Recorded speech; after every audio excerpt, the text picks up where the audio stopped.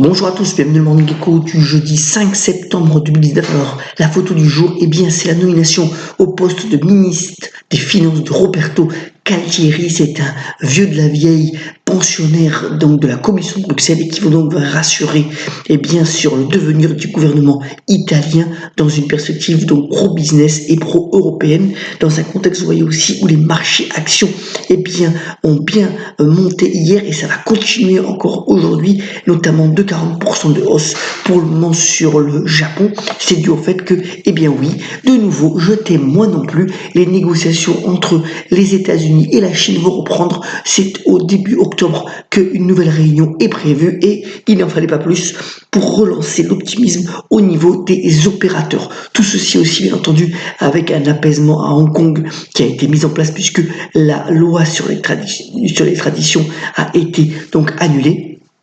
Et puis, dans un contexte aussi où c'est difficile en ce moment véritablement d'être Premier ministre au Royaume-Uni, puisque Boris Johnson n'en finit pas de subir des humiliations de son Parlement et de son propre camp, donc des conservateurs, puisque finalement sa proposition d'élection anticipée a été rejetée pour le moment. Les parlementaires veulent absolument obtenir donc une prolongation des négociations avec l'Union européenne jusqu'au 31 janvier 2019. Alors pour le moment, la Brexit est moins, on va dire, une hypothèse plausible, ce qui a fait remonter, vous voyez, le sterling notamment contre dollar, et c'est une forte hausse sur la monnaie britannique depuis maintenant 24 heures. On verra si ce mouvement continue. On a eu hier également donc un bel oral de la prochaine présidente de la Banque Centrale Européenne qui, je vous rappelle d'ailleurs, se réunit encore avec Mario Draghi la semaine prochaine, donc le 12. Alors, Madame Lagarde a parlé donc de l'effet des taux négatifs, en particulier sur les épargnants, alors que les investisseurs attendent encore une baisse des taux donc de la Banque Centrale pour la semaine prochaine. Vous voyez que ce taux est déjà, donc c'est la courbe noire à moins 0,40% pour les taux à court terme. Il pourrait baisser de 10 à 20 points de base, mais Madame Lagarde a promis d'étudier et de regarder les effets de ces taux d'intérêt négatifs sur l'état de l'économie européenne. Alors, autre point aussi intéressant, et ça c'est relayé par le Wall Street Journal ce matin, il y a 10 ans, les banques américaines étaient moribondes, elles sont revenues véritablement sur le devant de la scène. Elles prennent d'ailleurs aux banques européennes la majorité des revenus, notamment dans la banque d'investissement. Vous voyez, c'est le graphique, donc tout ce qui est en rose fuchsia, qui démontre que finalement ces banques américaines prennent de plus en plus de parts de marché, et comme le démontre aussi le graphique de droite qui montre qu'en 10 ans, les banques américaines ont véritablement repris presque 10% de la part donc des revenus sur les banques sur les banques d'investissement, ce qui est assez considérable, qui démontre aussi que les banques européennes ont mal réagi par rapport à la crise de 2008 et ses conséquences. Donc voilà, c'est assez intéressant à noter cette étude réalisée par le Wall Street Journal ce matin. Autre point aussi, et là c'est un satisfecit délivré par le Financial Times, c'est l'économie espagnole qui va de mieux en mieux. Vous voyez que depuis 5 ans, c'est l'économie la plus dynamique de la zone euro, ce qui a permis d'ailleurs à l'Espagne d'avoir des conditions de financement de plus en plus favorables, même si le pays est confronté à de nouvelles élections législatives de nouveau, et que c'est encore délicat au niveau politique. Au niveau économique, le pays fonctionne bien.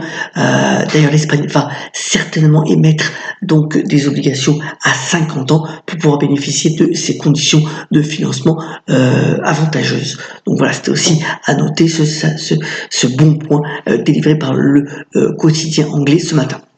Venons-en bref, toujours dans les financements. Alors Apple, vous savez qu'il va présenter sa nouvelle keynote et certainement de nouveaux iPhones, donc c'est prévu pour mardi prochain. Lui aussi profite de ces taux très bas pour émettre des obligations pour 7 milliards de dollars. C'est le retour d'Apple sur le marché de la dette. Depuis 2 ans, il n'avait pas émis. Donc il va y avoir 5 tranches obligataires pour profiter de conditions très avantageuses donc de financement, et c'est c'est aussi le fait, Disney l'a aussi fait cette semaine, véritablement les entreprises s'engouffrent dans la brèche de ces taux très bas en se disant que peut-être que ces taux un jour vont remonter et que les conditions aujourd'hui sont fabuleuses pour financer de nouveaux projets de croissance. Début difficile pour Slack. Alors Slack, on en avait parlé, l'introduction bourse était très bien passée, l'action avait plutôt monté par rapport donc au prix d'introduction. Et bien, même si les revenus augmentent, alors Slack c'est donc la messagerie partagée qui permet d'optimiser et d'augmenter la productivité donc entre les différents salariés au niveau de la messagerie et des outils de travail. Alors les revenus augmentent, mais les pertes aussi sont assez significatives. Et après clôture, l'action perdait entre 15 et 20%. Donc voilà, début difficile pour Slack après donc la première publication de ses résultats suite à son IPO. Le marché de la cybersécurité continue d'augmenter, alors que malheureusement, quand on regarde le nombre de cyber-incidents dans le monde, à mi-2019, on était déjà au-dessus donc des niveaux de 2018, notamment, vous savez que c'était la banque Capital One aux États-Unis s'est vu voler donc ses données pour 106 millions de clients, dans un contexte où vous voyez Palo Alto, l'un des leaders de la cybersécurité, a publié ses résultats hier après clôture. Ils étaient plutôt de bonnes factures avec des perspectives encore très bonnes. Et dans le même sillage, bien entendu, le marché de la cyberassurance continue d'augmenter très significativement à cause de ces cyber-incidents. Et c'est toujours donc un thème structurel d'investissement, d'investir donc dans la cybersécurité. Autre point aussi, là on revient sur quelque chose de beaucoup plus tangible et beaucoup plus terre à terre, et bien c'est le groupe SEB d'électroménager qui met la main donc sur un petit peu la Rolls de la crêpière, donc le fameux groupe Crambous qui est un groupe breton. Alors l'idée, bien entendu, c'est d'augmenter encore l'offre produit pour le groupe d'électroménager. Crambous, c'est une belle société qui est déjà présente dans plus de 150 pays, 70 ans d'existence, et voilà une belle acquisition réalisée donc par SEB dont le cours a rebondi hier de 3,40%, mais qui avait fait donc sur 5 ans le cours de SEB est plutôt intéressant. Ces derniers temps, ça consolide plutôt, donc c'est peut-être encore un groupe à regarder en termes d'investissement dans les prochains mois.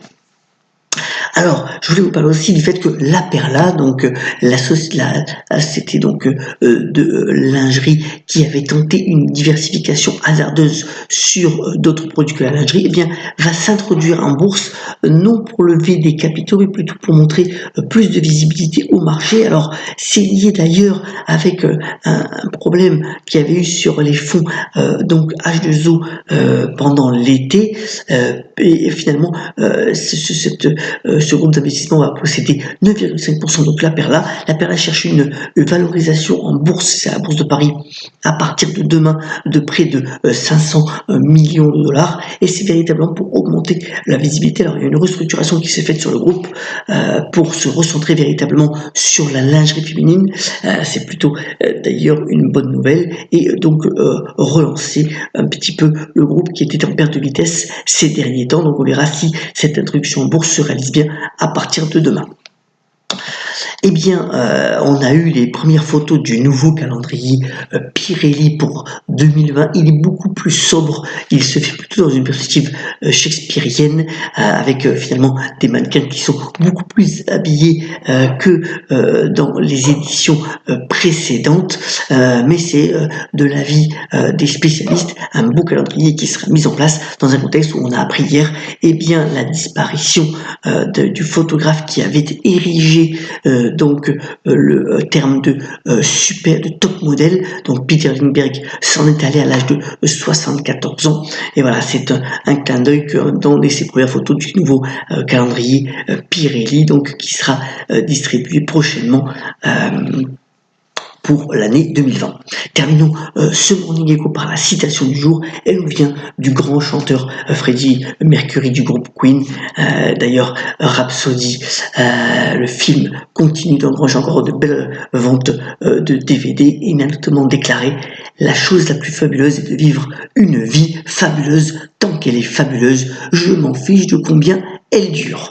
Eh bien, prenons-en certainement exemple. Soyons comme d'habitude solidaires et on la pêche et passons une excellente journée. À très bientôt sur le Morning Echo.